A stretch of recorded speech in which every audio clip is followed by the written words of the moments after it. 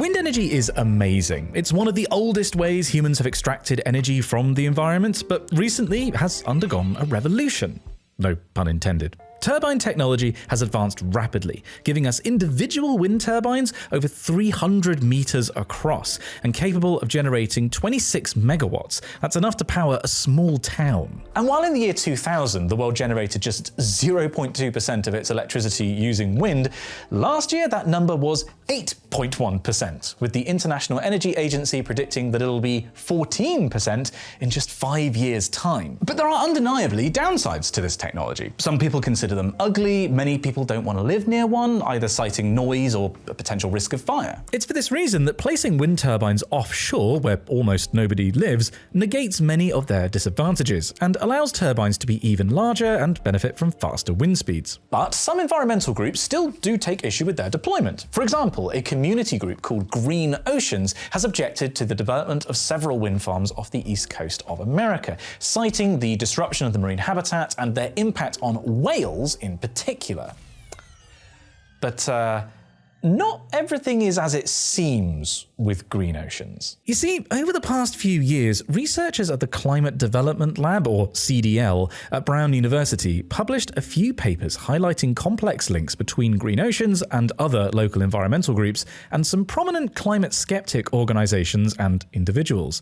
In particular, they highlighted the sharing of financial resources, legal support, and personnel, with some $73 million in donations analysed. Green Oceans, who I would like to remind you is supposedly an organisation of concerned citizens, did not take kindly to this research, and in August had a legal firm called Marzula Law send a letter to Brown University stating that A, the papers contained false and injurious claims and should be taken down from Brown's website, and B, that they were writing to public and private funding agencies such as the National Science Foundation and the Department of Energy, claiming that Brown University was a risk to those funders due to engaging in political targeting. And the Streisand effect is named after Barbara Streisand, who in 2005 attempted to suppress publication of a photo of her home in Malibu. It was this photo. Except by filing the lawsuit, which she lost and had to pay the photographer's legal fees, she drew far more attention to this photo than if she'd just done nothing. And I'd argue that Green Oceans Streisanded themselves here. Because less than 2 weeks after Brown University received the group's letter, the CDL published a new report called Legal Entanglements, which really exposed what Green Oceans were doing by looking at a network of lawsuits against offshore wind developments filed over the past 5 years. You know it's serious when we bust out the corkboard and the red string. Right, so remember that legal firm that sent the letter, Marzula Law? They're a small legal firm based in Washington, D.C., and it turns out the most frequent litigator in cases against offshore wind. They're involved in 4 big cases. Save Long Beach Island versus United States Department of the Interior, the Responsible Offshore Development Alliance, we'll hear more about them later, versus the US Department of the Interior. That's the Vineyard Wind Project near Nantucket. Mayor and City County of Ocean City, Maryland versus the US Department of the Interior. This is the Maryland Offshore Wind Project. And of course, Green Oceans versus the United States of the Interior. This is the Revolution Wind Project. In each of these cases, the lawsuit basically says, by allowing this wind project to go ahead, the US Department of the Interior has failed to comply with insert any number of environmental statutes. Okay, so these guys are just pro-environment lawyers. What's the big deal? Well, Roger and Nancy Marzula, the main litigators of the firm, have to date typically not cared much about environmental issues like the welfare of whales. In fact, they know so much about those government environmental statutes because they spent most of their careers representing big businesses, developers, and fossil fuel companies in actions against that legislation. They've also worked with tobacco companies fighting public smoking bans. People who've been watching my videos for a while might have alarm bells ringing right now. In previous legal work, Nancy and Roger received extensive funding from the Scaife Family Charitable Trusts, a foundation built on oil money that was the top private funder of climate misinformation in 2022. And additionally, as part of the Cooler Heads Coalition, worked extensively with organizations such as the Heartland Institute, the Heritage Foundation, and the Competitive Enterprise Institute, who collectively sought to, quote, dispel the myth of global warming. But why would these groups want to do this? Because all these organizations are funded by the fossil fuel industry, for which public knowledge of the climate crisis is an existential threat. These groups have historically been, and continue to be, the industry's main vectors in trying to influence the public and their understanding of climate change. And by the way, this isn't the only network of organizations the researchers at the CDT found. There's 5 networks identified, also including this one, showing clear links between groups claiming to represent local fishing companies and the Texas Public Policy Foundation, which is a conservative think tank whose donors have been described as a who's who of polluters, including Koch Industries, ExxonMobil, and Chevron. But what connects many of the groups across the different networks identified are their shared parent organizations. Save the Right Whales Coalition, co-founded by noted climate skeptic Michael Schellenberger, the American Coalition for Ocean Protection, founded by a libertarian think tank known for promoting offshore oil drilling, and the State Policy Network, known for its connections to the Texas Public Policy Foundation. Now, I'm just a complicated country lawyer, but does it not seem possible that, given the financial links previously elucidated, the fact that Green Oceans opposes technology that would displace fossil fuel generation, and the fact that their legal counsel and overarching organization have an extensive history with the climate denial lobby, that Green Oceans may not in fact be a legitimate community organization? And this is what climate obstruction is increasingly looking like. Rather than blatant attacks on low-carbon electricity generation or transport or heating by the fossil fuel industry themselves, their attacks are veiled, covered in a veneer of respectability, usually in the name of protecting a particular group, or in this case, a species, that they claim will be negatively affected by the transition to a low-carbon economy. And in this specific case, by the way, there is no evidence to indicate that offshore wind turbines have led to an increase in whale deaths, either off North America or in Europe. In fact, the 2 leading causes of whale deaths are entanglement in fishing gear and collisions with boats. Claiming to represent local fishing companies. If these parent organizations actually cared about the welfare of whales, that's what they'd be targeting, not just narrowly focusing on offshore wind farms.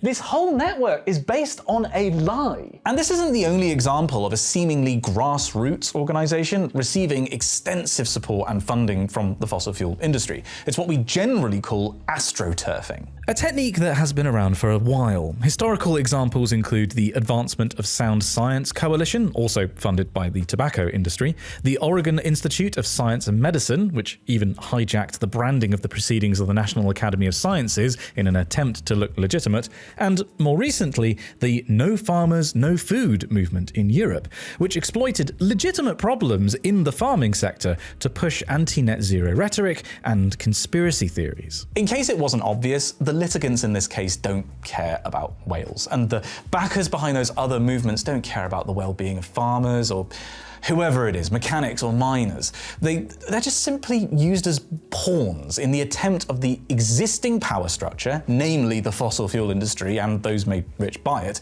to cling to power. And it's working. Within a few weeks of the legal entanglements brief being released, the Trump administration ordered a halt to the Revolution Wind project opposed by Green Oceans. Work was halted when construction was 80% complete. The latest update is that on September 22nd, a federal judge overturned the stop work order, but even if that is the last update and the project goes ahead, it's added significant costs, maybe $15 to $20 million per week of delay. And that's not even to mention the knock-on effects on future wind development, such as making finance that bit more difficult to obtain. Oh, and guess who was helping the Trump administration cancel offshore wind leases? You guessed it! Green Oceans! Through Freedom of Information Act requests, Politico obtained emails from the Interior Department detailing extensive collaborations between senior officials in that department and Green Oceans.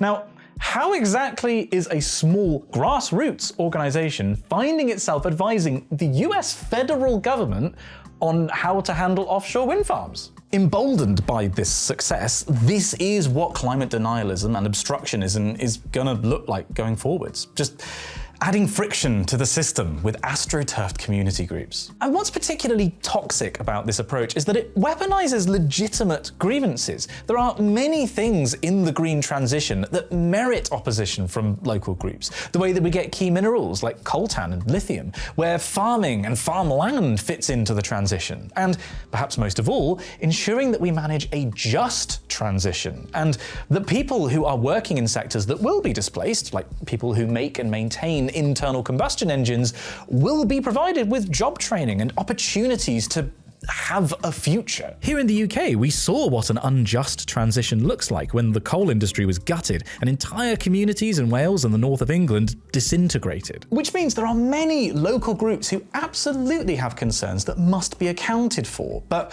it's almost like looking at a video online and not being sure if it's real or AI. How can we tell if an advocacy group is real or astroturfed? Well, there's no surefire way to tell, but there are a couple of pointers. Firstly, ask, do the claims and concerns of this group line up with real evidence? And what I mean by that is seek out good independent information using a technique that misinformation experts call lateral reading. Basically, instead of trying to figure out if what a group is saying is true or not, just put their statements to one side and instead seek out reliable news and scientific sources about a topic and then compare that to what the group is saying. In other words, don't let the group define the frame around this issue. Secondly, you can ask some who, what, where, and why questions about the group. So for example, who is in the group and where do their resources come from? Real grassroots organizations should have real community members in them and not have boards full of people who already work at the national or even international stage. Real grassroots organizations usually don't expand terribly quickly, they usually don't have high-powered lawyers, and generally have to work hard to get any kind of funding or resources.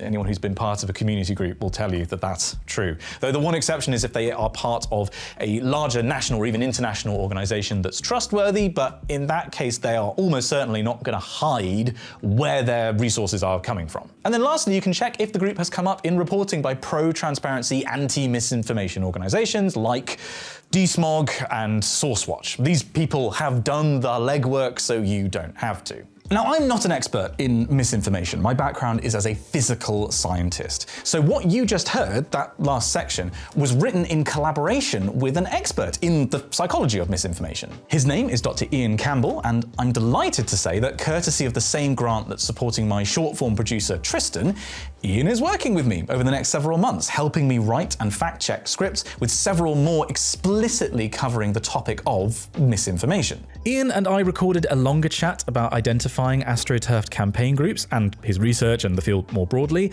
which you can watch right now on my Nebula channel. There you can also watch a chat with Tristan about our vertical video strategy, combating climate misinformation, behind the scenes of my biggest videos, there's another one of those coming soon, and extended interviews with experts. Oh, and there's over 100 other creators you could also watch stuff from too, I guess. Nebula is a streaming service designed and run by creators, including me. We put our videos out early on Nebula, often with exclusive content, and always without adverts. We decided that ads made the viewing experience worse, and so Nebula would run on a subscription model instead. Viewer subscription fees go into a central pot, which pays for overheads like hosting, but also gets divided between creators, based on what proportion of watch time their videos generated, with a view on Nebula being worth much more to us creators than a video on YouTube.